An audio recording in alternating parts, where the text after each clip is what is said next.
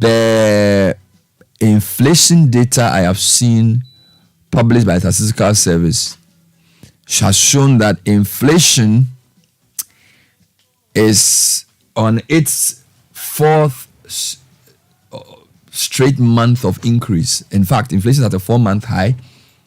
So April, May, June, July. That's not good. The other problem I have is that it's the food component that's becoming the issue. Food inflation is 55%. And if you look at the charts, almost everything else is okay. Transport is not that bad. Housing is not that bad. Everything else, but the food is just crazy. Now, the reason this worries me is that globally, we are being told that rice is going to get more and more expensive. In fact, rice has become, we are told the price of rice globally is at a 15-year high. That's not a good thing. We are in August. Usually, September, October, November, December, we are getting to Christmas. Food prices tend to go high during Christmas. So if rice prices are at a 15-year high in August, and Ghana's food inflation is stubbornly high, it's something we need to talk about. And I feel we need to discuss more seriously how to drive down the price of rice and maize. And yesterday, I was here with Samens and Sky and Nathan making some comments about pragmatic ways of ensuring that food prices are lower. And it's a very tricky discussion because when I looked at the chicken data, imported chicken was cheaper than local chicken. But once food prices go up globally, protectionism sets in. And when protectionism sets in, it's more expensive to even import. So if you don't boost your domestic production, you are screwed. So whilst we can say that in the interim, locally produced food may be more expensive than imported food, that is no reason to keep importing the food because it becomes a self-fulfilling prophecy. What you need to do is to build your domestic buffer so that if people become more protectionist as they became during COVID, when rice was becoming so premium that the Vietnamese didn't want to export it, like Joseph, 7 years of abundance, store the rice, build the silos. How many silos have been built? How much food stocks do we have? So the question is, if Ghana did not import food for 1 year, will we still eat? That is the question. The Bank of Ghana has something they call import cover. Import cover is just money. You can have import cover of 6 months, but if you don't have the food to import, you are still in trouble. So beyond import cover as a number financially, there's also food that you store. So what is our rice milling capacity? Where are the silos? How much food have we produced and kept? These are the questions we'll be asking ourselves as a country. We'll come back to these matters, but I'm just highlighting them for you to think about as you drive to work. And even at home. Do you have food? Or are you doing hand to mouth? You know, the conversation about farming and agriculture should not be a touch and go. Yesterday we spoke about land tenure. I expect, last week I said that I expected the education minister this week to do a stick. I think the land ministry has also a very big job. I think he tried to do a national stakeholder forum on land. I don't know how far that succeeded. I really think that Mr. Jinapo and his team should do a whole retreat on land reform. Invite all the chiefs, invite all the political parties, and let's think about land tenure, the land bank idea. You should invite Professor Ernest Aite to chair the session. And they should think about how to implement a sensible land policy for the country. Let's do some announcement before we come back to this topic. Sky, I know you are very interested in this issue. Sure. Nathan has been looking at the inflation numbers and he's not smiling. These days, if you give something, make they go, Ashibega. Charlie. Yes, which we call chop money. If you give them, Charlie, you go, they come, the thing. Every time the size of the thing is reducing. Charlie, Sky. And it's not good like that. In the past, I thought buying in bulk will help. But buying in bulk too is not helping. Charlie. So now, we have gone back to the good old days of go and buy maize and go to Nika and grind and what do you call it? When we were living in Medina, it was very common to carry your maize to a corn mill. Gate. Gate. And the gateto was always in shorts. Yes. He lived near Okanse Junction. Sometimes when I go, he does morning and he goes for break at 11. Then he opens at 1. So usually when I come, you say I should just put it down, go and play football. When he opens at 1:30, then I can come. Was it a Popolo Maja or No, he had electronic? The machine was blue. Okay. The machine was blue. He was an old guy. And you know funny, he never spoke. Yeah. He always, I don't know whether he was, but he was very kind, but he will not say anything. He will just say, put it down. And then you go and blow the truck out. And then he will do it for you. So what you do is that you pour it into the top. And then if you want to do a war, the dry one is the easiest. You pour it. Sometimes he pours it more than once. But when you do the one that's wet, you have to use the stick to be hitting for the top for him. Because he has a place where he pulls it. So you pour it at the top, then he gives you the stick. Then you be... You know why I'm laughing at you. Don't tell me you do Don't tell me you do that work too. Now, Nathan, we need to put a restraining order on this guy. As in, were you doing it like I was being sent to go and do? You do gateto small. No, I had gate in my home. Oh, your house. So people were coming. I was actually milling. So sometimes when nobody's there, so you were the miller. Yeah, that's it. Oh, gateto. Wallah. Oh my God. Now everybody from Adafia knows. Do you know how to put the machine on? Oh, that's my mainstay, Charlie. you know the guy. There are certain times that when like people come and do sorghum and millet, he will open the machine and then he'll clean it because take everything out. Yeah. And I was watching, but he will never let you touch the machine. The only thing he'll give you a stick, and then you will be pushing it so that it will work. Sometimes you have to do like 3 times. So depending on the kind of grain, so you're able to start and finish. Oh yeah. You handle the process either. And depending on what you're milling, you have to open the thing up, remove it, and then harvest whatever is left off inside. So for instance, if you are doing Joe is the what they harvest like. Yes, Zoe. Yes. You know, when you do that, you cannot immediately go and mill somebody's war. Yes. So you have to clean it. You have to or clean he it will up. ask the people with the Zoe to wait. He will finish the white public ones and then he will do. But the question, did you use electricity or? Electricity. Yeah. So when there's no light, it doesn't work. Yeah, that's right. When there's no and light. then I think my guy had 2 machines. So my guy was in a wooden structure. Yeah. And he lived next door. There was a block factory not too far. And he would, he was a good guy, honestly. He was a good guy. I don't remember his name. He was always quiet. There was only one day he was not there. And I think his daughter or somebody did it. Yeah. But most of the time he did it himself. Yeah, that's right. You know? And when you master the skill, when somebody brings, say, 10 ulunkas of maize and is lying to you that it's you 5, you can tell. When you put your hand inside, you will tell. But how are you charging? So it's How do you charge? 1 ulunka you charge for it. So if but you see, they give me the thing in a base in Gagbe, which I carry on my head. So I don't know. So I will tell him it's 1 or 2 or so you would claim that it is 2 ulunkas. But if I put my hand inside, you can tell. I can tell that this is 3 or 5. And he comes with experience. So for me, that was the chore I did. I think from maybe class 5 to maybe you class took 2. So when I come home from school, either there are 2. Sometimes there are 2. There's for Amao, they put they add water to it and ferments for like 3 days, and then your job is to wash it.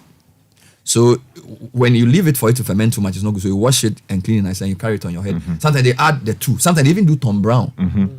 You know, and the guy, I don't know, I forget how he was charging, but they usually give me a 20 CD note or something. So it's according to Ulunka. Yeah. So, but so how many Ulunkas of Bli have you bought? But we've digressed. The question we are asking this morning is, what is Ghana's readiness? The story on Bloomberg this morning is a global. So I'm just going to read it quickly. Then we'll narrow it down some local issues. And I'm going to read it again. I read parts of it on the newspaper review. Mounting concerns over tighter global supply are amplifying risk of a fresh wave of trade protectionism as governments look to ensure ample food reserves, right? The return of the El Nino weather pattern, which could dry up water-dependent rice crops in Asia, is exacerbating those fears. Rice is more valuable commodity than before El Nino started up and Russia escalated its attacks on Ukraine's wheat and corn exports, according to Peter Timmer, Professor Emeritus at Harvard University, who studied food security for decades.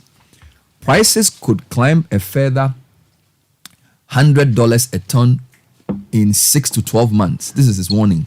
Prices of rice could climb a further $100 in the next 6 to 12 months. Now, the big question is whether the price rise will be gradual, giving consumers time to adjust without panic, or whether there will be a rapid spike to $1,000 a ton or higher, according to Trimmer, who worked with Asian governments on their recent policy response, on their policy response during the 2008 food crisis.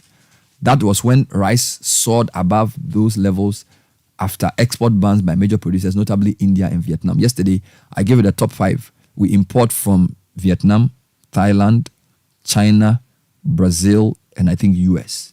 This is rice. Most of the world's rice is grown and consumed in Asia, where farmers are already grappling with heat waves and drought. Thailand, the world's second biggest shipper, is encouraging farmers to switch to crops that need less water, while farmers in Indonesia's top rice-producing regions are planting corn and cabbages in anticipation of drought. The biggest risk will be whether El Nino and climate change will disrupt agricultural production and drive overall food production higher, according to Chua Hak Bim, a senior economist at Maybank Investment Group in Singapore. This could trigger more protectionist policies, including export controls, which could exacerbate global food shortage and price pressures, he said. Emerging market economies are more vulnerable to such food price shocks, given the larger food weight in their consumer basket. Nathan, the basket for Ghana, you will tell me the food component. Still, strict government-enforced price controls as well as food subsidies in many consuming countries could help keep a lid on inflation. The current episode looks relatively tame compared to then, Maybank's Chua said. Then there are other stories that are related to this. All right. So I just wanted to put this out there and ask our farmers what kind of harvest they're expecting. Good morning, Bernard. The cost of production is the problem. This is Ernest, a farmer. He says the cost of production is the problem. Maize is not an issue because Ivory Coast is exporting a lot of maize across the border. The minister should go and learn how it's done. Poultry, check what the government said 3 years ago. All lip service. From Asuchari to Bato alone is a food basket. Visit Aveime and see irrigated lands lying waste with all equipment, and then you understand that we are not a serious people. This guy is a farmer talking. All right. So the conversation about food production, which we started yesterday, is not ending. Nathan, I wanted you to go into the inflation numbers that the BOG released, the Statistical Service released, and try and tell me why, let's talk about what first. What are the numbers? What are the various components? And which of them is the highest? I suspect food will be the highest. So if you go through the numbers that they gave and the mix that comes together to talk about the inflation picture. So several factors. So one, food and non-alcoholic beverages. Food and drinks. Yes. Then you go to housing, water, electricity, gas, and other fuels. Then you go to transport, clothing and footwear, alcoholic beverages, tobacco and narcotics. So what percentage are we looking at for the various components you've mentioned? Wonderful. So for food and non-alcoholic beverages or food and drinks, we are looking at 54.5%. That's inflation for food? Yes. 54.5%? Yes. Which other one do you have? Housing, water, electricity, gas, and other fuels, 11.3%. So you see the gap. Ooh. So the second highest is housing? Yes. 11.3%. 11.3%. And food is 50 what? 54.5. Wow. And what's the third one? Transport, 6.9%. Are you serious? So it's even below 10? Yes. And the next one? Clothing and footwear, 6.7%. Wow. And alcoholic beverages, tobacco, narcotics, 4.4%. Okay. Then you go on furnishings, household equipment, and routine household maintenance, 4.2%. Personal care, social protection, and miscellaneous goods and services, 3.4%. Oh, so the thing is a food matter. Yeah. Recreation, sport, and culture, 2.6%. Very low. Now, at the very end of that spectrum is insurance and financial services. That's even less than 1. It's 0.1%. And then food is what? Food is 54.5%. Guy, there's something wrong. Caleb, you have to call the statistical service people because this one I don't understand. How? So the second highest of the main drivers is less than 10%. Less than 15, or let's say less than 12%. Housing, water, electricity, gas, 10%. and other fuels. And the highest is food, which is 55%. Yes. No, there's something wrong. Now, even if you dig through and you look at, say, food and non-alcoholic beverages, between January this year and July this year, you could see a bit of a steady rise. So we've gone from 48.9%. We went to 48.1%. Then we went to 48.6%. And then the climb started, a bit more sharply. 51%, 53%, 54%. What month did it get to 51? So 51% was April 2023. Then we went to 52.9% in May. June. Then June, we recorded 54.7%. And then of course, July slight drop, 54.5%. So from April, food prices have started going up. Yes. Again, we need to understand how this relates to the harvest season and all that. But did they give you the types of food they looked at? So if you go further inside, is there a breakdown of food? Because this is a category you call food and non-alcoholic beverages. But I'm sure there's a part. Yes. So we are looking at so the overall food inflation. So they go for vegetables, tubers, plantains, cooking, bananas, and pulses. Do they give you the levels? So that was 4.8%. Just looking at the month-on-month inflation. Okay, I'm looking for year on year. Okay, year on year. Okay, so year on year, this same one or this same category was 41.5%.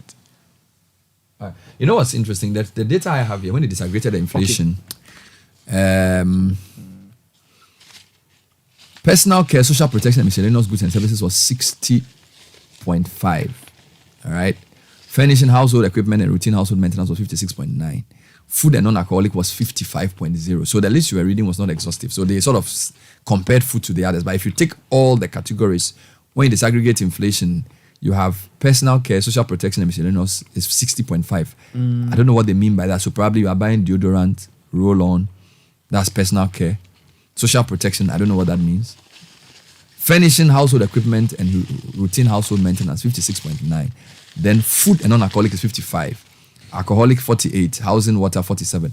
So I think some of the data here is more complete. And then the shares of inflation across the drivers is what you were looking at. Yes. That the share of inflation is 54.5 for food, 11.3 for housing, transport for 69, yes. 6.9. So actually, let me just be clear. What you were reading is not the inflation figure. What you were reading is the if you put the total inflation basket together, food is about half of the basket. Yes. So let's make that clarification. So that, because it was quite shocking to have food so high and the other so low. So what you have is that food inflation is about 55%, but food is about half of the basket. Yes. And because food is about half of the basket, if food prices keep going up, inflation goes up. Because the poorer you are, the more money you spend on food. You get the point? So in the disaggregation, the highest inflation was personal care, 60%, furnishing and household equipment, 56%, food, 55%, alcoholic beverages, 48%, housing, 47%, health, 41%, clothing and footwear, 36%, recreation, 32%, transport, 28%, information and communication, 22%, education, 17%, insurance, 11%. But when you go into the share, yes, so that was the one that I read. Yes, so food is 54%, yes. Housing is 11%.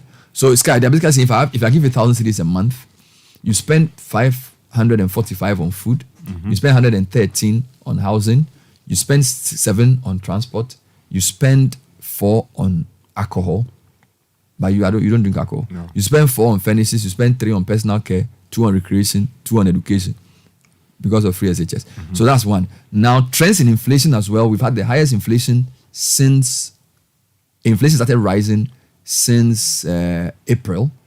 It came down to March, 48, and it started going up, and it's been going up since. And food in particular has been rising very seriously. The other point we need to look at is the types of food. So if you go to part of the data, vegetables, tubers, plantains, cooking, bananas, and pulses is 41.5. All right? And then when you go to ready-made food, like maybe packaged food, 45%. Now, Sky, the most devastating is Cereals and other cereal products, 64.2. That's how much it's gone up.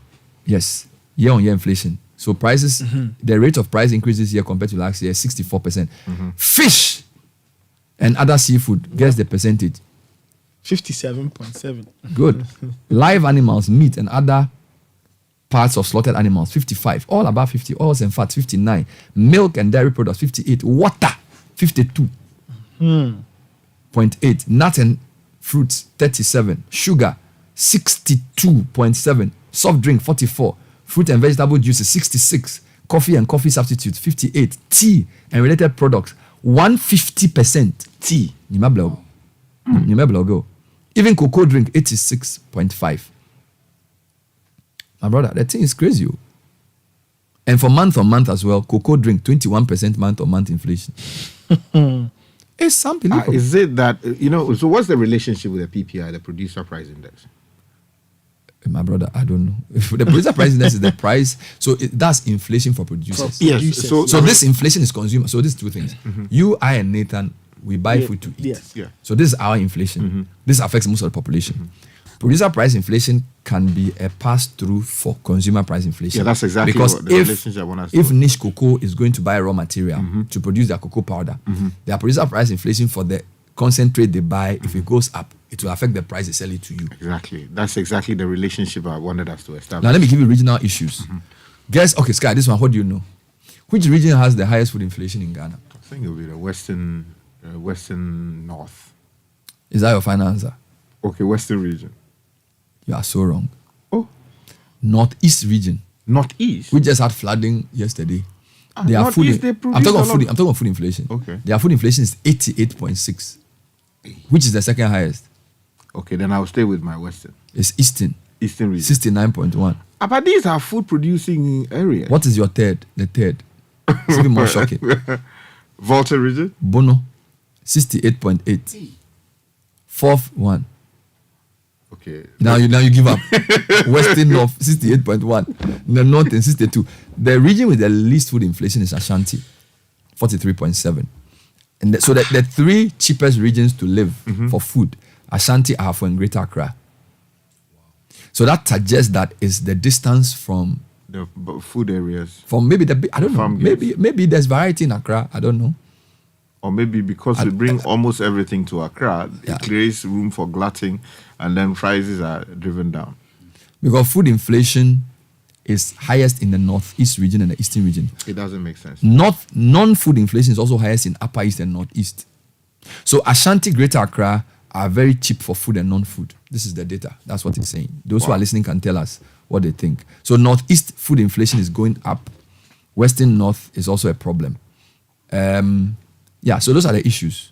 Now, Bernard, let me just tell you about why things may also be going up in terms of the food we buy. We rely a lot on imports. And yesterday you were giving us some figures about what's happening with rice imports and all of that, the countries that we import most from. I just want to tell you that I've been able to put together some countries that, according to Western results, have placed a ban on export of grains. Which people? So we're talking about India, for instance. India has banned wheat exports and, of course, rice.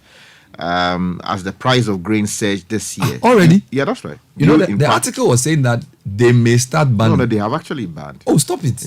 Yeah. India. Yeah, that's right. So India is the world's second largest producer of wheat and then also accounts for about 13% of global production. And they've banned what? Basmati rice and then also wheat for that matter. If you go to Russia, we know Russia has restricted wheat and sunflower oil shipments since December 2021 to curb domestic inflation and ensure food security. Now, Russia is the world's largest wheat exporter and accounts for about 20% of global exports. Now, let's go to Ukraine. Now, Ukraine has imposed a quota on wheat exports and banned sunflower, oil exports since January 2022. Amid the war with Russia, we know there was some deal that was signed with the Russians in order to ease, the export. But for some reason, Russia is not happy, and they have actually, imposed further blockade. And we're told that Ukraine is the world's fourth largest exporter of wheat and the largest exporter of sunflower oil.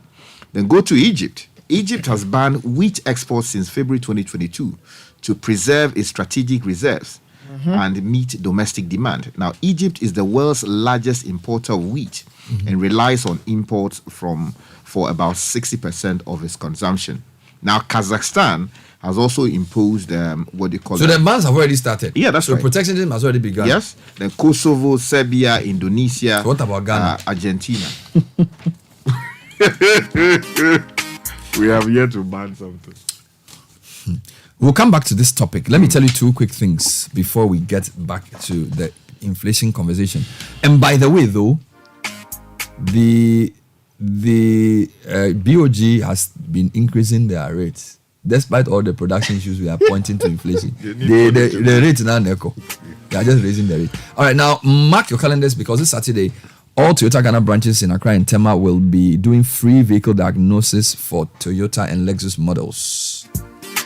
Join us for a day filled with exciting offers, including affordable oil change using genuine Toyota parts through a thorough 60-point inspection, free diagnostics, vehicle valuation for trade-in or cashback deal, discounted genuine Toyota spare parts and lubricants, and Toyota Global Airbag Recall campaign inspections, among others. Now, you may call 0302-429-8015. That's 0302-429-8015. Be sure to be at Accra or Tema on Saturday the 12th to unlock the incredible benefits for your vehicle. Are you ready, Accra? From 1st July to 3rd August, your favorite mall, the Accra Mall, the mall with its all, is going to make your shopping spree even more exciting with our Scan and Win promo. We've got QR code signages placed inside the mall, waiting for you to discover them. Put your adventure hat on, scan these codes, and fill in the details, and you could win some great vouchers and exclusive gifts from our shops. So let's turn our shopping into a winning spree. Come to the Accra Mall, the mall with it all, where every visit is a win. So, Sky, the inflation for locally produced items is 37.5%. Okay. But the inflation on imported items is 45.7%. So that's almost 9% cheaper. Or rate at which inflation. So basically, it's not cheaper. No. What I'm saying is that no, locally. Yeah. So the rate at which prices for local goods are going up is lower compared to those that we import. Yes. So, and I think it's good because. Okay, let me properly. What I'm saying is that it's the signal you need to support local production. That's what I'm trying to say. Okay. Because the inflation on imported items going up means that if you couple that, and I'm sure it is from your currency depreciation, you don't control it. Now, I wanted to also add something to this. Sometime last year, government restricted export bans of soya beans and maize from Ghana. I don't know if that ban is still in place, but that story was April 2022. The government then restricted the export of soya beans and maize from the country. This was announced by the Ministry of Food and Agriculture to ensure food security and increase local poultry and livestock production. Protectionism. We don't know if that ban is still on, but at the time, the press secretary of the ministry, Issa Alassane, told Citi News that over the past couple of years, since the advent of COVID, we had to endure a lot of challenges. So in order to ensure that the local demand is met, there was the need to promulgate a law to ensure that any individual that wants to export soya beans from this country had to come for a permit. Whether they are able to police the exports is a different question, but that is there. So we need to put that on record. So I wanted to touch on this, and I also to touch on something else. The cost drivers of inflation, and I've said this many times, and the Bank of Ghana's persistence at interest rate hikes, which are not working. That's a discussion we've had many times. I wanted to address a few things. People have sent me birthday requests and they were protesting that I didn't do it because I talk about inflation. Let me do a couple. Otherwise, they'll think I'm deliberately doing this. So, happy birthday to so many, right? Where do I even start from? Should I start? Yeah, start for me because there's a lot. I'm actually scrolling through and I see quite a number. Okay, so let me take this belated one first before we proceed. This one says, belated happy birthday to AC Eninful of Petra. It's coming in from my good friend and sponsor, Clement Kojo Akapang, ESQ. And then also this one says, happy birthday, belated birthday to my uncle Theophilus, Kwesi Eshan, Uncle Jasper of Tema Community 6. Yesterday was your birthday. May God, the Lord God, protect you. And he wants a lot more for you in life. It's coming in from you, from Jimmy Ebo Grant in Takrady. All right. And this one says, happy birthday to Ifwa Jan of Tema. May the Lord God bless and protect you this day. More birthday wishes coming in. So this one came from Doris and your sisters, Yeah. Pukua and Amma Jani, and your two lovely children, DeFreeze and Roxy Adominta.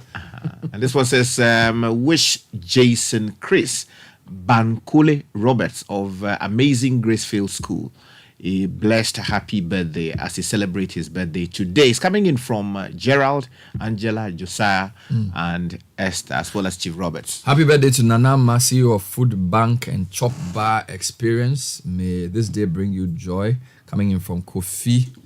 To my husband Imanon TJB, we celebrate a decade of blissful union today. I want you to know my heart overflows with love for you. You are not just my husband, but my best friend, my confidant, etc., etc. From Mrs. Sandra in TJB. Okay. Happy birthday from Benjamin Apiano to his beautiful wife, Habibi Senna Apiano, CEO of Sealit Catering Services, Fragroma and Naskem. Yeah. Wishing you a happy birthday. To Colonel Mickey Eduse Nkrumah, Service Financial Controller for the Army. God bless you. And to Liberty Agbozo, FPU Airport Police, a glorious birthday. To our dearest, her name is Liberty Agbozo, powerful name. To our dearest Togbe Kwashini Kakaklolo. Kakaklolo. I tell you, Ajima in the fourth, Dufia of Adidome. Thank you. May you grow in wisdom, strength, and favor. May you do great things in the lives of your people. Lots of love from Georgina, Elikem, Sedinam, Aram, and Elinam Fiagbenu, and the entire Fiagbenu family too. Togbe Kwashini Kakaklolo. Ajima in the fifth. Togbe Dodomi Kamina, Mio Ganelo Kamina, Oyo Kamina, Oyo Kamina, Mio Ganelo Kamina. Togbe. All right, this one. I have one more. This one is a different level. To Mrs. Senna. Okay, I think I read it already. Mrs. Senna Apiano of Fragroma. Fragroma, yeah, we've done that. And they are exhibiting at This Is Ghana. So happy birthday to right. Senna Apiano. Okay, this one is from Ernestina Dika. She's wishing her dad, Mr. Eric Dika, who's a teacher at the Blessed Clementina Catholic School in Ashaiman. So today is Mr. Eric Dika's birthday. So the message is, we pray for long life and strength for him. It's coming from his daughter, Ernestina Dika. And given the chance, I'll choose you over and over again as my mom. God bless you. Happy prolific birthday, Mrs. Comfort Brickrang, founder of Belkoff School Complex Ikropong, from your son Kojo Fair Brickrang, director of Belkoff School Complex.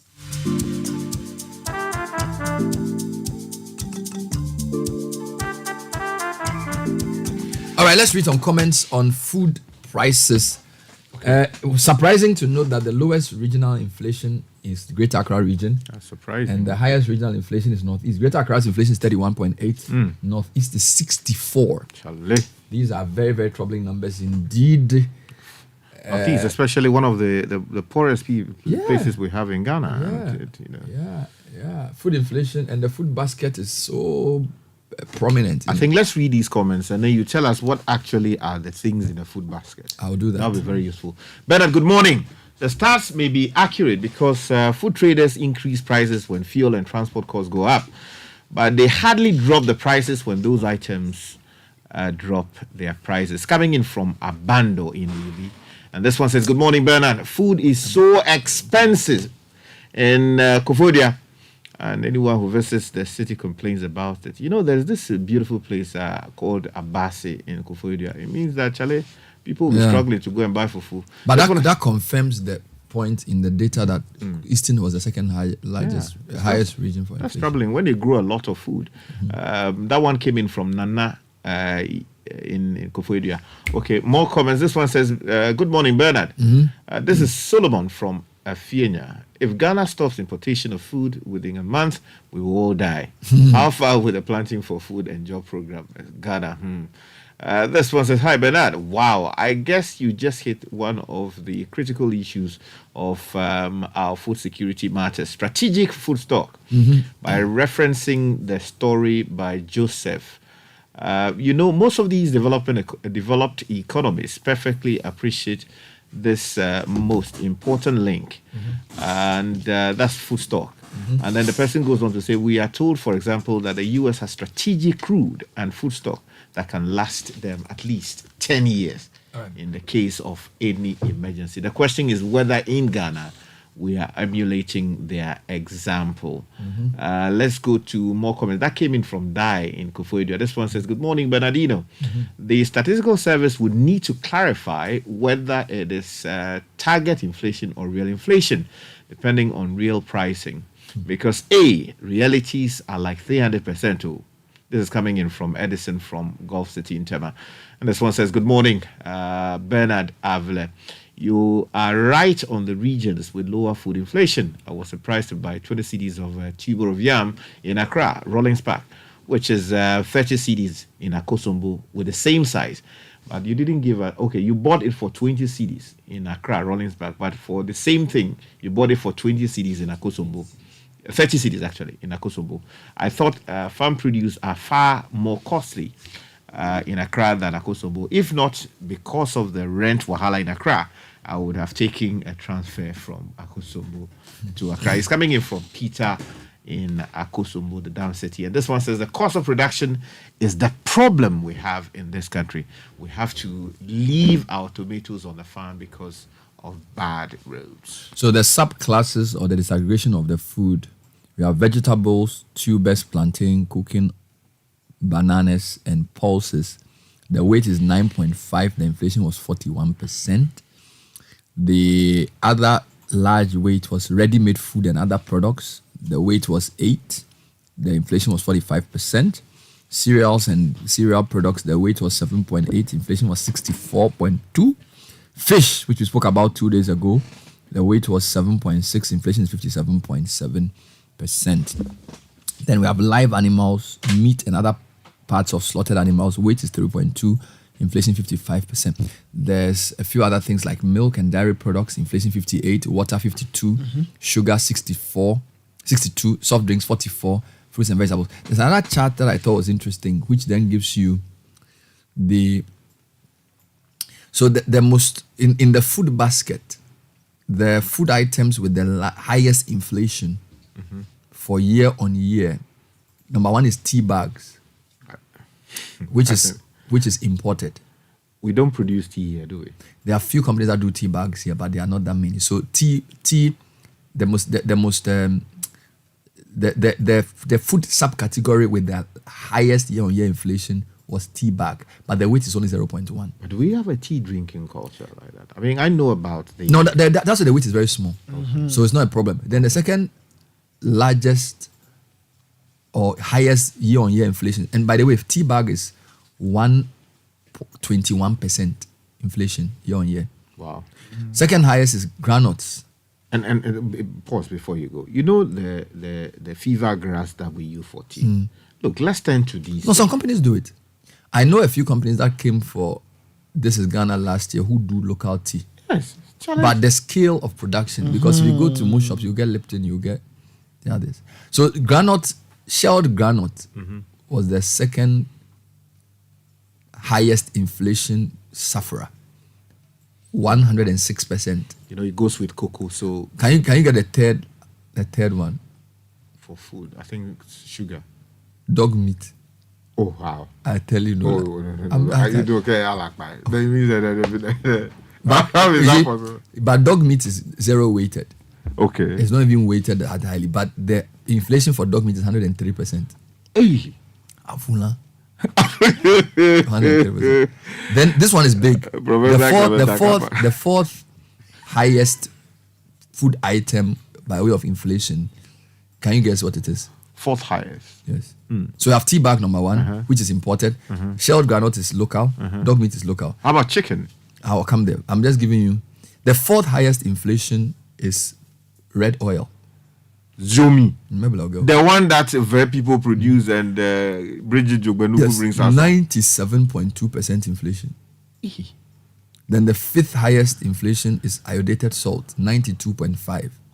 Then the sixth highest is fish from the sea, 88.1% inflation. Then shea butter, 85.4. And then country milk imported, 83.0. Cola nuts, 81.9. Sanitary pads, 81.7. Garden eggs, 81.2. Go back to cola nuts. Cola nuts. Are people still eating agoro like that? You haven't traveled in a while. Boys, they deal with it. They are chewing it for friendship. They also chewing it for other purposes. Sanitary pads, 81.7. Garden eggs, 81.2. Herring or smoked fish, 80.6. Underwear, 80%. Tomatoes, this is another big one. Tomatoes, the weight of tomato is 1.2. The inflation is 79.7. Year-on-year inflation for tomatoes. So you see, the three key items in this list I'm concerned about: fish, inflation of 88%, smoked fish, 80.6, and then tomatoes, 79.9. So there you have the disaggregation you asked for. Wow. Tomato, fish, and sea fish and smoked fish, all very high inflation, all above the 80s. And so the question is, what is driving those prices? Are we back to, is it because maybe the cost of catching them is going up, or the cost of imports going up because of recent tax interventions that the government has had to make? And then also, when you talk about tomatoes, we are presently concerned about onion. And we also do know that we import a lot of our tomatoes from Burkina Faso and then also Niger. Now the question is, if already in July, so the figures we are talking about are about a month old, right? What will happen? Because yesterday when we spoke to the guy from the onion market, he was telling us that the cost has actually gone up astronomically. Because demand is pushing up, the prices. And because scarcity is setting in, people are trying to take advantage of the situation. The question you're asking, we should ask the policymakers. So the statistical service will give you the trend. Then you can call maybe somebody like Peter Cote to tell you what is driving it or whatever. But if I look at food inflation, based on the data I've analyzed, the top 5 contributing classes for food inflation are cereals and cereal products, because they have 5 percentage points of the food inflation rate. Then we have fish and other seafoods, 4.4%. Vegetables, tubers, plantains, cooking bananas, and pulses, 3.9%. And then ready-made foods and other foods, 3.6%. So these are the top 5. And then there's live animals as well. So cereals, so rice, maize, cereals, and cereal, they are the number 1 driver, followed by fish. Is there millet in there? Yes, millet is a cereal. So they group it. Okay. So rice, maize, millet, sorghum, they are the highest contributor to food inflation, cereals. Number 2 contributor is fish and seafood products. Number 3 is vegetables, tubers, plantain, cooking bananas, and pulses into one group. That's the third driver. And then number 4 is ready-made food. So maybe you go and buy Pringles, or maybe you go and buy food that's already pre-cooked, like wache from the streets. Ready-made food is number 4. And then live animals, meat, and other products, which will include your poultry that is live. So these are the top 5. The other issues are the regional breakdowns, where North, East, and Western region inflation seems to have a lag effect from the national trend. And then Greater Accra region and Ashanti region have seen a drop in the past few months, but it looks like it's trending up again. So between June and July, inflation in Greater Accra and Ashanti started going back up, even though it's been coming down for a while. And then Eastern region is also quite expensive to live in now. Well, what's your experience with inflation? Let's know. And maybe it's good to speak to a farmer or somebody. I don't know. Yeah, that's right. We'll be putting a commercial farmer on. If they understand. The reason for that is because we are in August, right?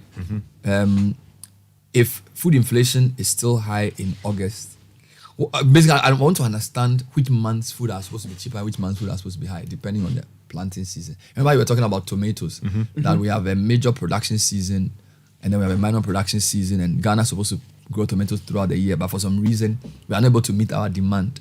So the cereals, if inflation is driven by cereals going up in July, is it going to get worse or is it going to get better? Right? Is the inflation being measured at a time where it's a lean season, or this is where there's supposed to be a glut? These are some of the questions that the analysts need to do. But I think the big question for the country is, do we have a strategic food stock?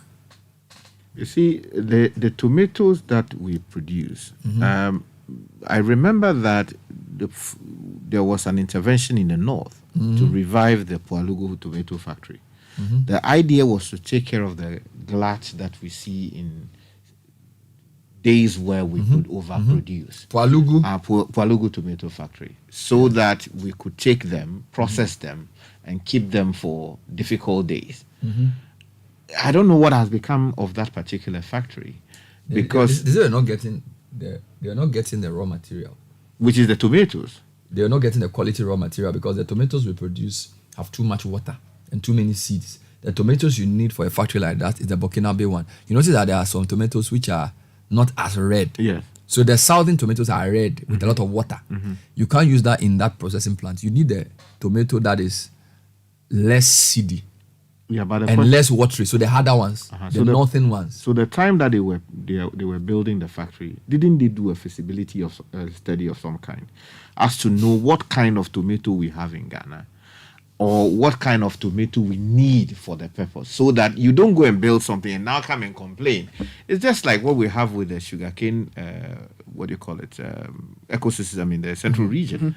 You go and build a factory, you must have done some feasibility study. The problem is that the tomato varieties for commercial agro-processing are not being grown. Many farmers still prefer to plant local varieties, typically with high water content. You know why? Because we are still subsistence and we are thinking about what people will eat. We are not thinking about being a supplier for an off-taker like a large tomato processing factory. Second point is that the tomato factories that are coming into the country are using a lot of concentrate. And so these are European and Chinese tomato companies who are located in the Tema enclave. They package it into tomato paste. The Pualugu one, we built it. Yeah. We revived it. So we must have known that this is the quality of tomatoes we produce in this country. Or unless we are saying that, as for the factory, it was meant to deal with produce from Burkina Faso, Niger, and these other, neighboring countries. No, but the northern part of Ghana can grow the same kind of tomatoes. So then why are we not growing it? Why are we complaining that what we have? Because we've seen text messages here, which I read a short while ago, complaining that the tomatoes are going bad on their farms. Now, if the kind of tomato they are producing cannot be used by the factory. They are not using improved seeds. We don't want to listen. We are just giving poor fertilizer and giving ourselves funds. You want to get out. You want to go. That's bro. So we have tomato processing plants in Pualugu. We have some in Techiman. We have some in Wenchi. And as of the time we checked, they've all been shut down because they don't get access to quality raw materials at affordable prices. And they could also not compete with tomato market queens for fresh tomatoes because the market queens hoard the tomatoes and they sell at the time they want to. So the kind of companies we have now are the Tema ones: Olam, Trusty Food, Conservia Africana, Centro Esportazioni, Conservati. They import salsa from Italy. Trusty Food does La Bianca Tomato. Olam does Tasty Tom. Conserviara Americana or Africana, they do Gino and Pomo. So they mix it with concentrate and stuff. And they also do some tomatoes. So they produce it here. Okay, so the second point is, these ones that we say we are producing with the factories don't like. If they don't like it because of the excess water, why are we not drying and making it, turning it not even powder? That. When I was in the UK, those days, I used to cook. Yes. So there was this tomatoes pack that you buy, which has a whole tomato in water. So if it's not paste, it's the tomato but it's in like sauce. Okay. It's in like a water, and it's a can. Mm-hmm. So when you are doing certain kinds of food that you want tomatoes to use, Mm-hmm. you use that. I'm wondering why our companies don't do that. Yeah. Because the tomato paste itself is not really as nutritious as having the real tomato. I forget the name of the brand I was buying, but you open it in a can and you see the whole tomato, like 6 tomatoes in a watery sauce. That was very, very good. I don't know why they are not able to do that here, but I think it was an European product from Spain or something. That's what I saw. So yes, the top 5 drivers of inflation, as I said, in terms of the food inflation, are cereals and grains. That's number 1. Number 2, fish and other seafood products. That's number 2. Vegetables, tubers, plantain, cooking oil, cooking banana and pulse, number 3. And then ready-made food, number 4, and live animals, number 5. So let me read some comments that have come in from listeners on this matter. So this one is from Michael. He says, we have to question why the BOG is persisting in using interest rate hikes to solve a problem of underproduction in the domestic economy. What is required is targeted monetary support, not general squeezing. If Agric cannot access the financial resources of the nation, at this time we are doomed to suffer high food inflation over the long term. Besides the land bank conversation, we must have a national strategic conversation about making the financial sector devote a minimum of 10% and maybe up to 25% of their resources to agriculture and agribusiness enterprises. This is coming from Michael. I think we agree with him. So we need a conversation about financing of agriculture. I think I read Ernest's message already.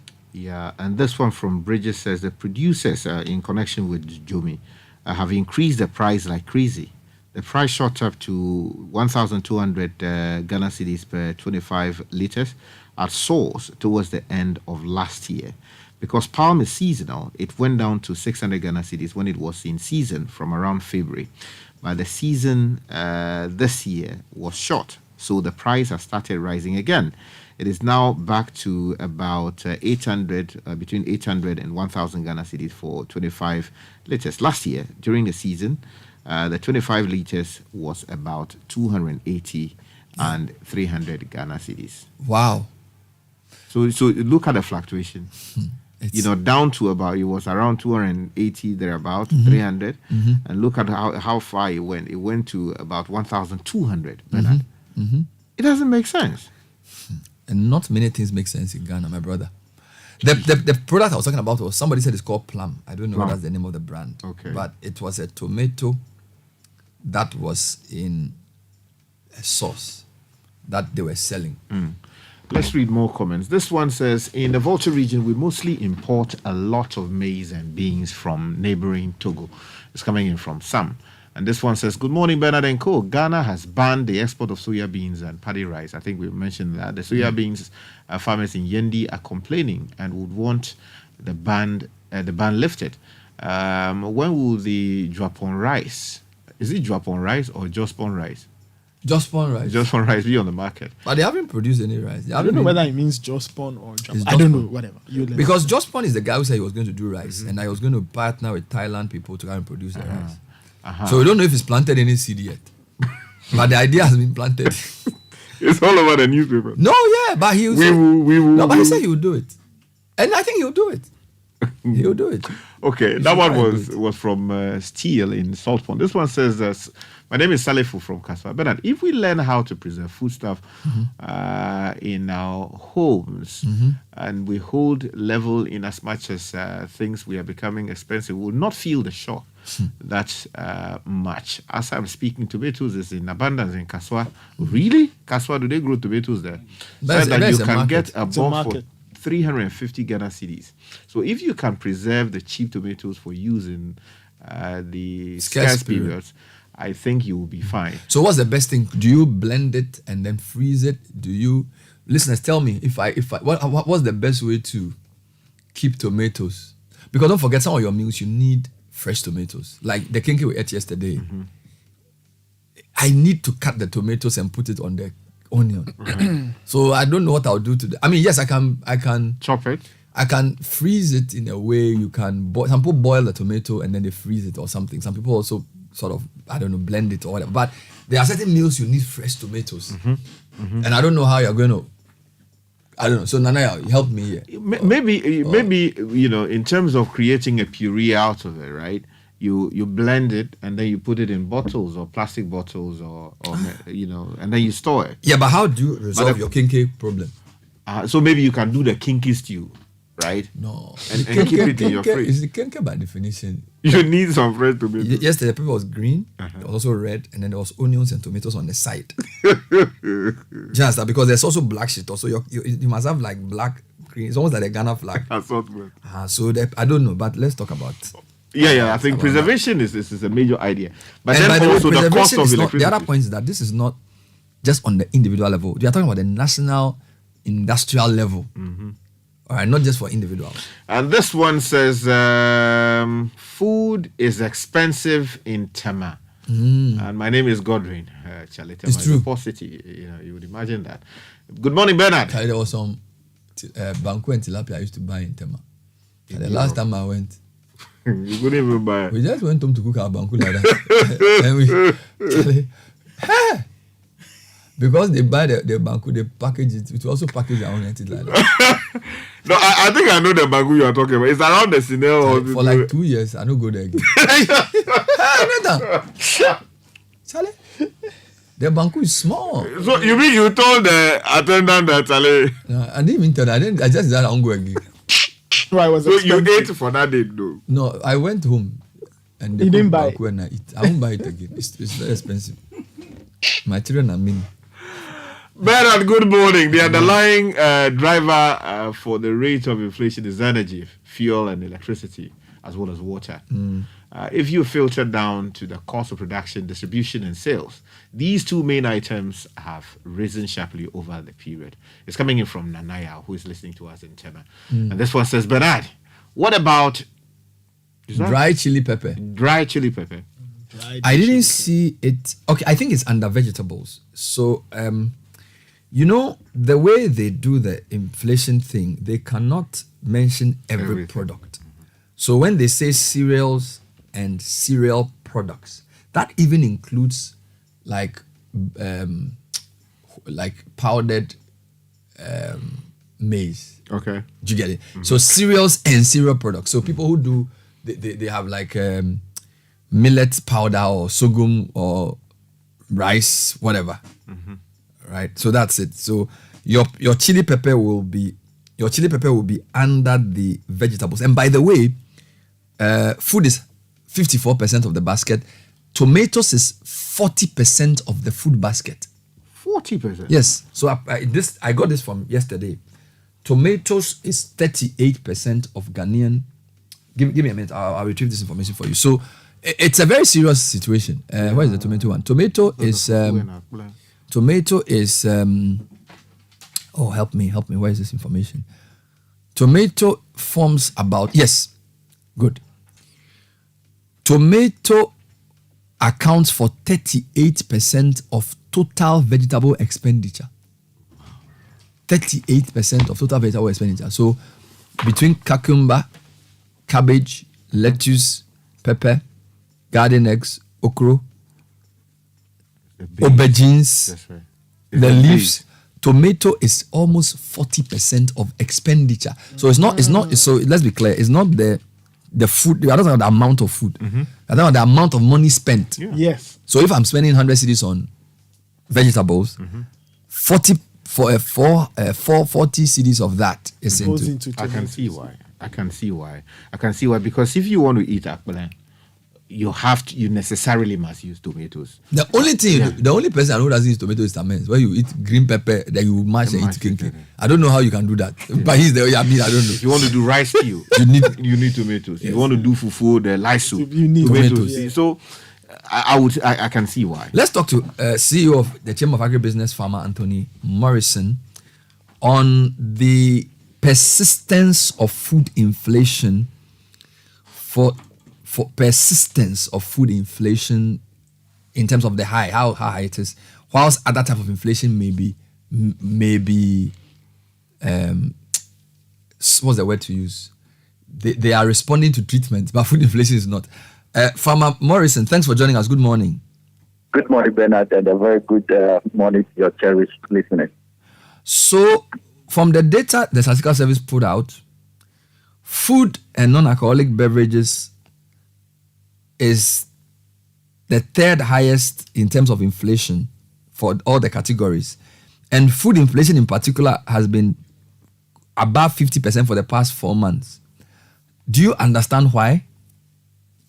Yes, pretty well. I think the indicators are quite very clear as to why we are in this position. The point here is that, earlier in the year, we had to do a lot of advocacy, put pressure on government that the new tax introduction with regards to the additional taxes and others were endemical to the industry. So as we speak, our current situation doesn't augur well for our food security. One, our national priorities with regards to the agriculture sector are not properly aligned.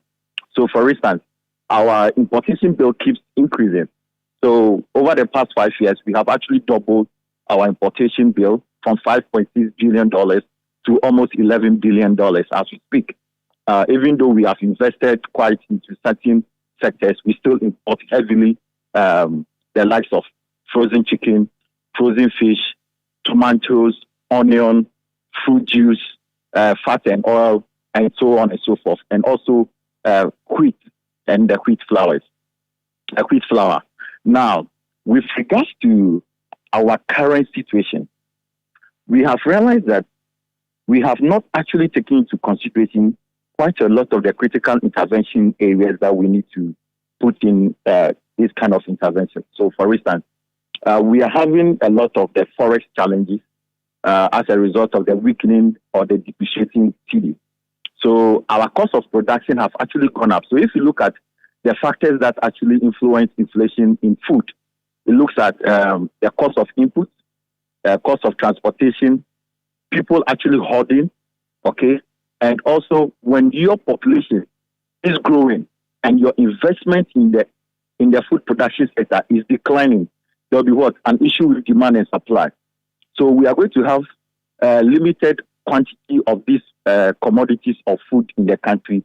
Meanwhile, there is large population of demand for this. So we may not be able to give enough quantity of food to those who are demanding for it. Then, at the same time, we look at labor. There is a major issue on labor. If you look at the agriculture census that we did, it gives us two clear worrying indicators, which should be of a national security concern. It says that over 80% of the farmer population are over the age of 60, okay, which is a major concern. They are over age. Then also, we still use rudimentary technologies, which is about 70% of the industry still uses rudimentary technologies. That implies that we do not adopt mechanization, which is very low. We do not adopt irrigation. We do not adopt hybrid seeds across board. So, Bernard, if you look at the past 10 years, we are yet to see any government that have gone above the 1.1% budgetary allocation for the agriculture sector, despite the fact that Ghana is a signatory to the Malabo and the Maputo Declaration of the African Union Cadre. All right, Anthony. Yes. Of all the problems the sector faces, and I'm categorizing them into like 4, the issue of finance is one, the issue of maybe land being another, and then maybe mechanized equipment being a third, and then possibly access to markets being a 4th. Which of these do you think is the most pressing? So if a government says, look, I want to make a positive dent in agriculture, what is the most what are one or two of the most important areas they must focus on immediately to address the problem? There is a 5th one you haven't added. Our policy alignment doesn't cut across our priorities. So before you can even talk about finance, where would the finance go when the policy is not aligned to our priority? Are we aggressively solving the problem of rice production? Are we aggressively solving the problem of tomatoes production? If we are addressing that, you should be seeing declining importation bill. Okay? Now, as we speak, we know that India is having challenges globally with regards to rice. So they have put a ban and reduced their rice importation. And it's happening in Vietnam, Thailand, and other major importing countries that Ghana imports from. So we need to first of all tackle our national priority. What is our national priority when it comes to agriculture? This is what we need to tackle first. There is a whole lot of unemployment with regards to the youth. A lot of youth are moving from the rural areas into the urban areas for non-existing jobs. How are we curtailing that?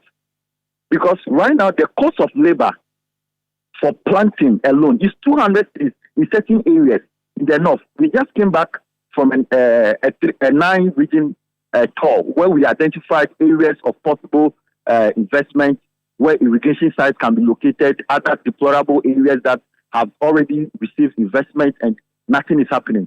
And it's sad to know that more than 90% of the agricultural roads are motorable. It takes sometimes 1 week to drag a truckload of food from the farm gate to the main road. Bernard, post-harvest losses keep increasing as we speak. The last data we did for the Netherlands Denmark embassy, we have over $5 billion annually in post-harvest losses and over another $5 billion in terms of food waste. So our priorities must be aligned. Yes, of course, there is limited budgetary constraints or budgetary allocation for the industry. So finance is fine, which should be second. With regards to land, there is a lot of steps being taken to address the issues of land. I'm a member of the national committee that is working on the Ghana Agriculture Land Investment Program, which will take into consideration how we can take stock of all the arable land and how we can put the right investment in place. So land is key because fundamentally you can't do agriculture without land. Okay? So market guarantee for me may be the paramount one because at the end of the day, if a company like GB Foods, Blue Skies, or HPW can guarantee me my product and give me 5 years, 10 years guarantee to supply them consistently with food, why not? I'll do that. For instance, GB Foods is the biggest processor of tomatoes. So if GB Foods can say that, look, Anthony, I'm giving you 5 years or 7 years market guarantee, produce 1,000 acres of tomatoes for my factory. That is it. That drives investment. I can take that guarantee and go to the bank and say, bank, this is what I have. And GB Foods is what? A credible company. So the bank will be willing to lend. But in Ghana, you have farmers who invest their money into production. Then the aggregator comes in and determines how much they want to buy the product. Even at the deplorable challenges that the farmers face, they sometimes have to sell off their produce at less than 50% of the market value. Mm-hmm. So the issue of market guarantee is what government has to work on. Mm-hmm. I have consistently maintained that government has no business in coming into PFJ and all that. No, just put in the right policies. The infrastructure should be there. The private sector will see the importance of it. So, for instance, if government says we are making the right political will, and let me say this, when the Economic Intelligence Unit came out with the Global Food Security Index, for the Ghana sector, it states clearly 3 things. 1, the reason why our food security problem is so huge is because governments of Ghana have failed to make political will, the necessary political will, into their own agriculture sector policy. 2, there are no national alignment to our policies and priority as a country. And 3, our policies are not harmonized. You go to everywhere, you see agriculture project taking place here. Nobody is actually coordinating it. Look, when you go to Rwanda, Bernard, Rwanda has an agency where they, like the NDPC, okay, where they actually coordinate all inflows of agriculture projects and align them. So you don't go to, let's say, MIDA, Ministry of Local Government, Ministry of Finance, Ministry of Trade, Ministry of Environment, they are all implementing agriculture projects overboard, and nobody seems to be coordinating it. How these projects align to our policy. So your policy alignment is a crucial point. Yes. Just finally, we have a new agric minister. Or is it has or have? I'm not even sure. Have the industry people met him yet? Do you know what he's trying to do? Have you had a conversation as farmer groups with him? Because I'm told that they want to do phase 2 of PFJ and some other things. Are you aligned with his new vision, if there's a new vision at all? Yes, Bernard. We met the Honorable Minister. In fact, we have been very instrumental in providing several advisory support and data to advance the development of the new policy, which is the advanced PFJ policy, focusing primarily on the aggregator. But for me, my stake in that, even though they are trying to focus a lot on the private sector, and I also understand why we are doing that, because government has no money to put in directly into the industry. So the aggregator is now required to provide some kind of performance bond or insurance bond to be able to access the inputs from the importer, and also be able to give the farmers or the producers the inputs for them to be able to produce. Now, the last end of this policy is that government has no role at the last end, where the aggregator is actually recouping the produce. And now, if we are recouping the produce, are we bringing it to a national buffer stock so that it can deflect into the larger market across the country? Because what we have seen over the past 5 years is access of other nationals, direct access to the market, to the farm gate, where they are buying our produce. So, for instance, we shout that the PFJ has not worked. One of the major reasons it never worked, and we never saw a benefit in the cities, were that foreign nationals who are exporting our commodities are buying at the farm gate. Sometimes they even threaten the farmers. I can tell you for a fact. So we are not protecting our farmers enough. So even if we go ahead and give all these performance guarantee and all that, we give the input to the aggregator gives to about 1,000 farmers and goes to recoup. The aggregator can determine that, look, I have to pay government, or I have to pay the importer of the input. So I will do what? I can sell 50% directly to the exporter, or export 50% and give 50%. So at the end of the day, Ghana will still be the loser. Thank you, Farmer Morrison. Anthony Morrison is the CEO of the Chamber of Agribusiness. He says policy misalignments must be addressed. The nation is full of surprises. But seeing that we still live in crisis. Cantaman to Kokosha and Yama prices. ECG for some who play one more tactics. And then I doom so watching on a pipe. To Yamasu and a bedroom the 5. Feel a gallon, not save your life. When you are the won't you into our tight. Kufon point who saw Namako Pro. Process so call ya no buy the draw. Parliament for no more boy abroad. May you Ghana hunt to my cap you to a bell raw. You call your name and I will be a chance and the boss to be in the D. Because the Canada law could be Sassumisi. Trot crass and your foot on the AC.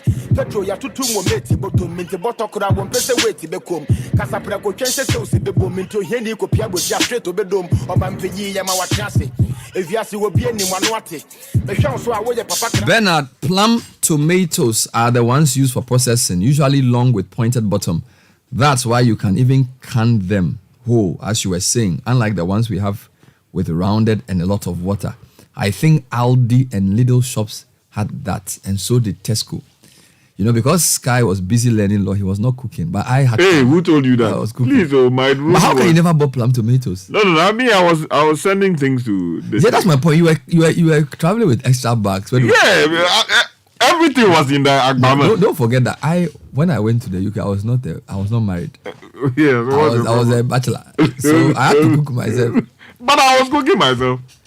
But how come you don't know plum tomatoes? No, because I didn't deal with it. Did you used to go and buy your own food from the shop?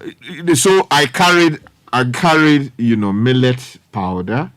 I carried the Amor version. Mm-hmm. I carried a special blend of powder that I took along. I carried what do you call it, tiger nut powder. Hey, I carried all almost kinds of everything. powders. Yeah, so when you're just eating powders. Yeah, so when I go in, then I'll prepare my thing. Go to Makanyo Ojogbo. So I'll prepare my thing and eat.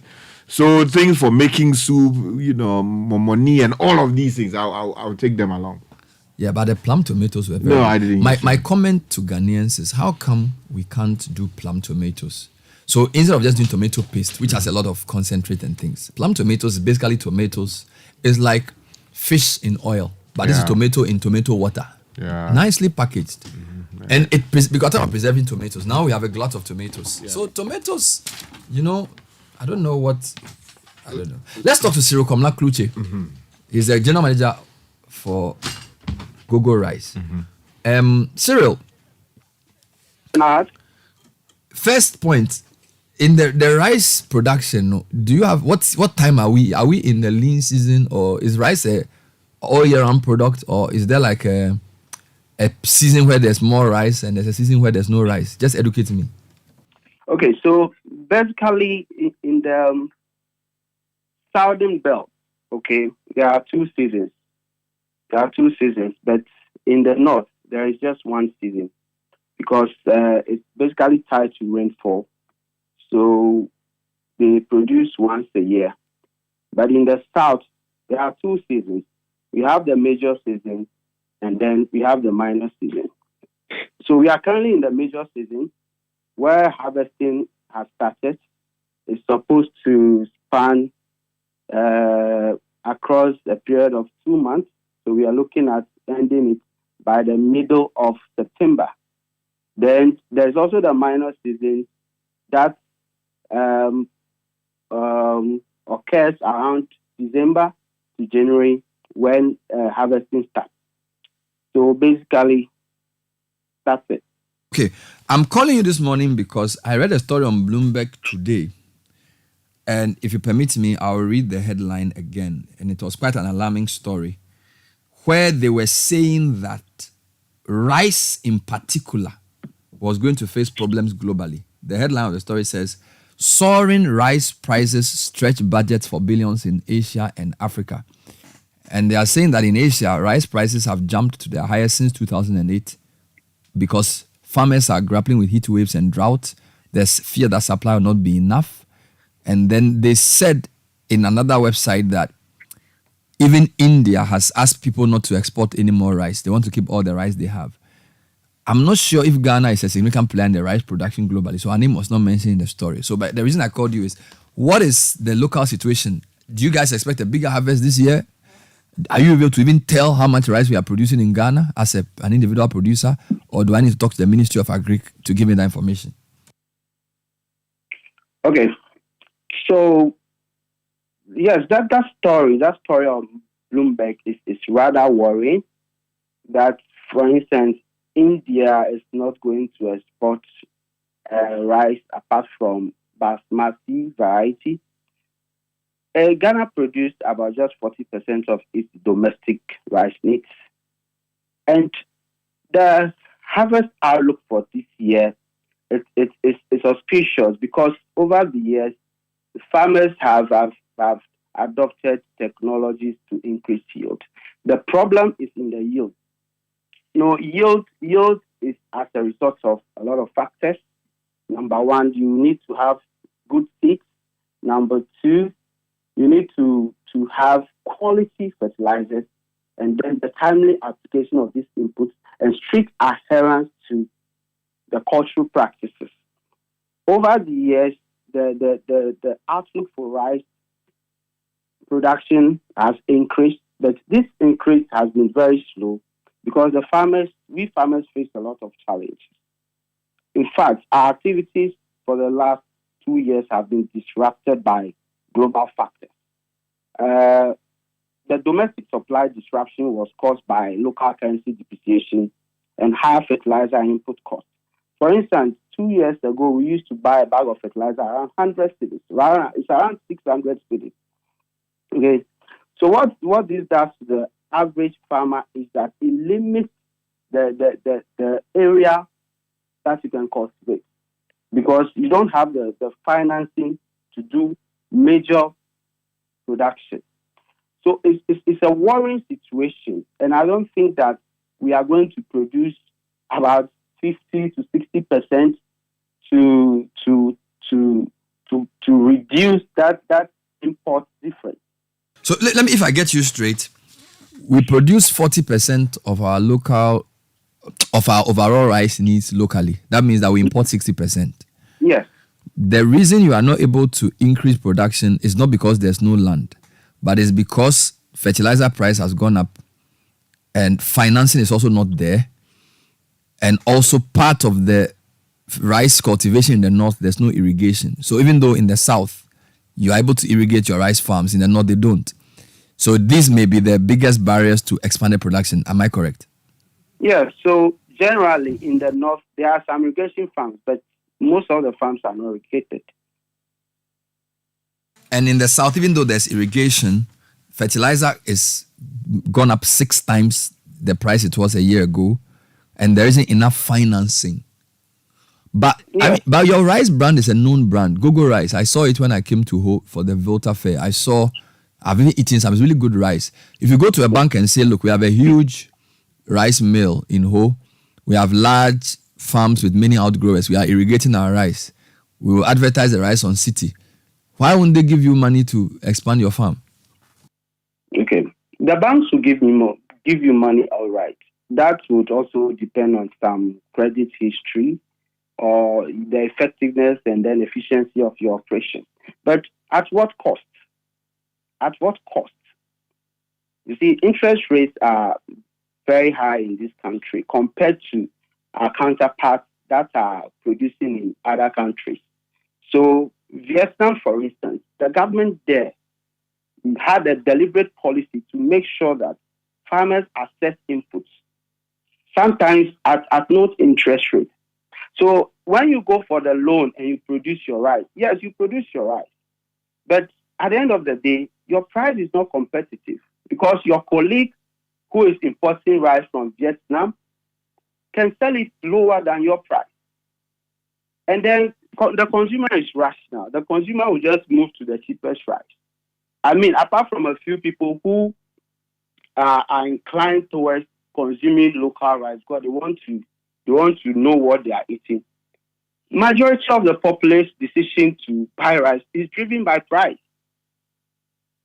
So will the entry of giants like Jospon help you collectively? If you had bigger players with deeper pockets entering the rice production business, is that the way to go? Yes, of course. It will help. It will help because then there is economy of scale. And then because they have deeper pockets, the right inputs are used, the right methods are used. And then probably the yield, the right seed is used. So the yield can increase. You see, the issue is in the yield. So for instance, on a hectare of land, a farmer may get 2.5 tons per season. Okay? Another farmer who has applied the correct method and the correct input may get about 6. So look at the differential between 2.5 to 6. So once these big players come in, they are able to assess the right input, the quality inputs that the farmers need. They are able to bring in technology, skilled people to come and train these farmers. Once the yield starts increasing, all these problems will start reducing as well. Because then per hectare of land, if the farmer spends X and gets X plus 1 in the past, now the farmer is getting X plus 10. Should we expect the price of rice to go higher as we approach Christmas because of the global increase in prices, according to Bloomberg? Apparently, there's a fear that production will go down. We are in August. So, should I buy rice now and keep it in my house? Or what should I do? Well, Bernard, with all humility, I wouldn't want to cause any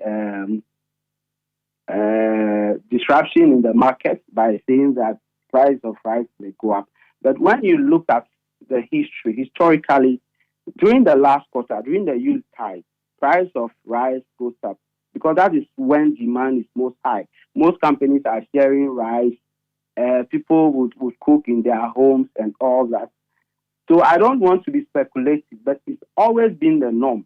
But last year, for instance, it was predicted that price of rice was going to go up so high, and for that matter, people ordered the rice and all that. But what happened? It's just even. It's normalized getting to the end of the year, and a lot of people who imported and were hoarding it to take advantage of price circulation have eventually had to reduce it. So if you check, before December, price of rice was so high, but then in the first quarter, prices were very low, because people were not even coming for it. So as it always happens during the Yuletide, the last quarter around Christmas, because of clamor for rice, demand goes up.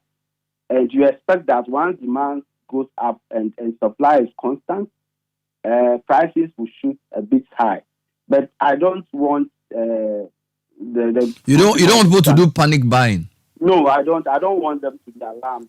Well, but then the numbers speak for themselves. If global rice production is expected to face a to face a dip, and India is already asking, and mind you, in the list of countries we import rice from, the data I have, number 1 is Vietnam, number 2 is Thailand, number 3 is India. Right? So India is Ghana's 3rd largest supplier of rice. So if they are saying they're not going to export the rice, except basmati, well, I don't know. Anyway, so we'll leave it here. I don't want you to say what you don't want to. I don't want to lead you into temptation. Thank you. Thank you very much. But how much is a 5 kilogram of Google rice going for? It's currently going for 70 cedis. Huh?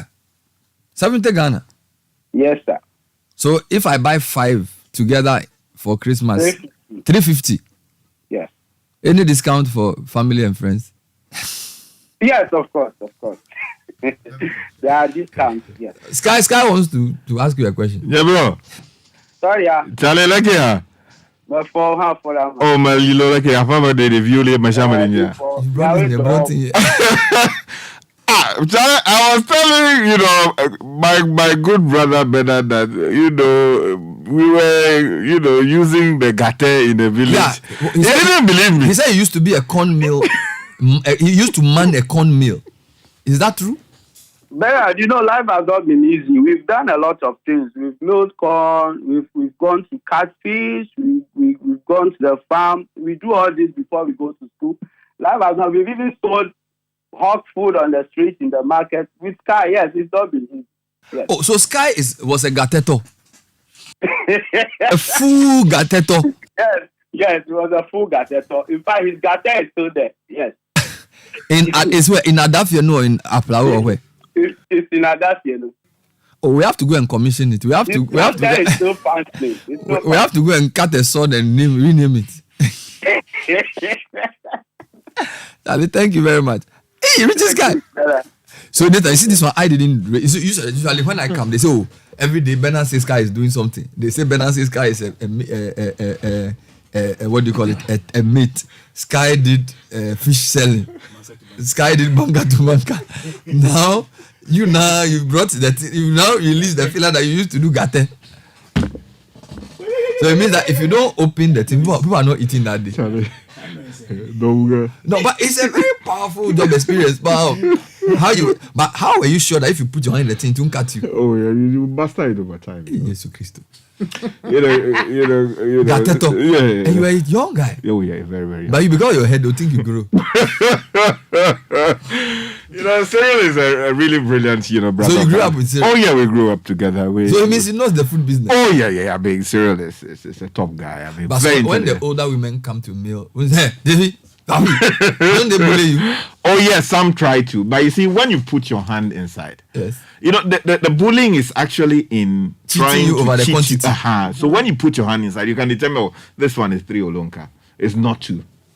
And when you measure it, you expose them.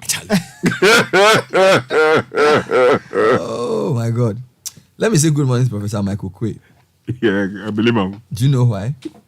I remember in 2007 when he was running for president, one of the things he really spoke about was Nika. Yes, I believe him. It was a powerful thing he did. You know, we were laughing those days, but I didn't know. He said he was trying to, I think he was the ambassador to India.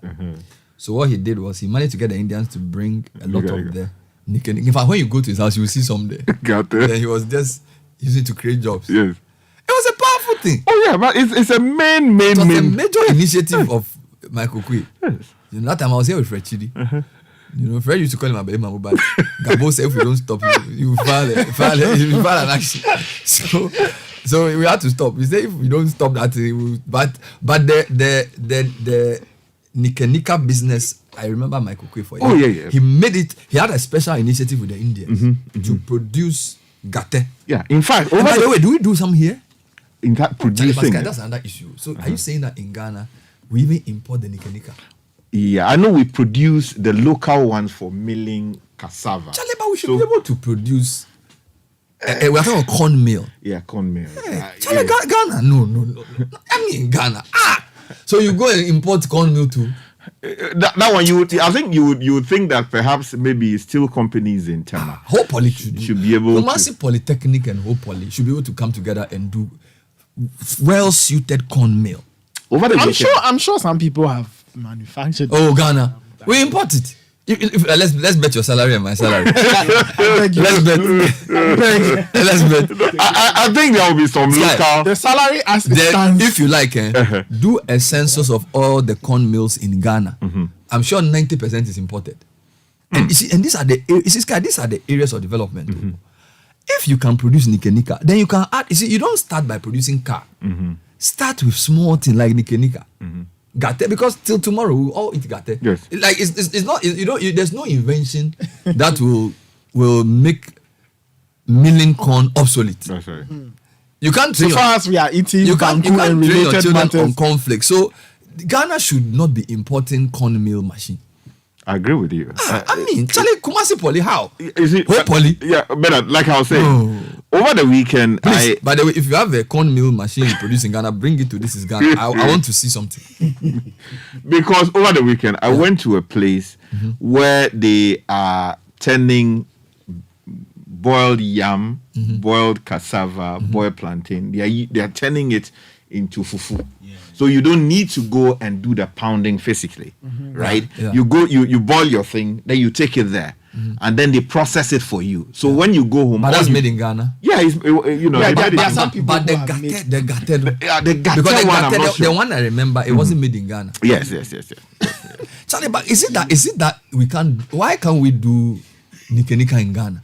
It requires a certain high-end technology, I think. When you look at it, it's not wild tech. So wait, it's not like is it that with tech. the engineering we learn in school, it doesn't help us to create things? Like, why should Nika be imported from India? It has to be thick, it has to be durable, because sometimes, what we call the teeth inside it. Please, if you have a local, I'm sure if you go to Kumasi, you'll find people who have made it. Okay, what's the brand name? You see, that's the other point. You see, that's the point. It's not about just making it. They should have a name. They can even call it, what do you call it? Swami Special. You see, if we don't have Nika manufacturing company in Ghana, yet everybody will eat corn, we eat banku, we eat kinki. Okay. And if you talk about producing at scale, that's a fair argument to make. So, Charlie, you're born too much. Bernard, you see, what I'm saying is that, you need a certain degree of scale and safety to ensure that you produce the right brand for the market. We've been going to school. We've been going to school. How old is Hope Poly? How old is Accra Poly? For 50 years, you can't produce Nika. Charlie, see, Sylvester from Nungwa. What is the brand name? Says there's an engineer around Kwamenya. That's always an engineer. What's the name of the brand? Because I'm sure there are over 15,000 corn mills in Ghana. Oh, more plenty. Every community hamlet in this country. One community, one corn mill. Yes. And you can't have a Ghanaian company that produces corn meal that you have to import it from India. Charlie, Ghana, we for wake up. Press that photograph. Press it. Charlie. Oh yeah, that would be the proper gate. They should do it in Ghana. No, this fufu one. Okay. Please, I want somebody to tell me the Ghanaian brand Nika. They should give it a name. You see, there are two. I don't know the name for it. Two parts. Yeah, they come together to actually do the grinding. The grating. Yeah. So So the thing that rotates that. Yeah. It's a machine. Yeah. So you see, if it is not. Homeku engineer Ashama. Now, if it is not of the right grade, during the process of grinding, it can break into pieces. That's why and we should then do it. hurt people. Are you saying that we don't have the capability after 50 years of independence to produce a machine that can grind corn? That is the question. Whether we so the school we are going, what are we learning there? Like why do you go and say you've done engineering at Takrady Poly and you can't do Nika? So what can you do? So what are you then? To write equations or to grant interviews? That's the question. Charlie, if I will task the VC. If you can't produce it, I will sack you. If the head of Takrady Poly and Kumasi Poly and all those people, if your people can't produce any machine, we'll close down the school. Go and farm. You go to Poly, we give you subsidy, you can't produce the Nika. And you can't be speaking big English and wear a cap on pot to graduate. What have you learned? You can't produce the Nika. Charlie, let's stop that. Let's take a break. We need made in Ghana Nika and we'll call it Sky Gate. Or Gakbe Gate. This is the Citi Breakfast Show, the city's biggest conversation.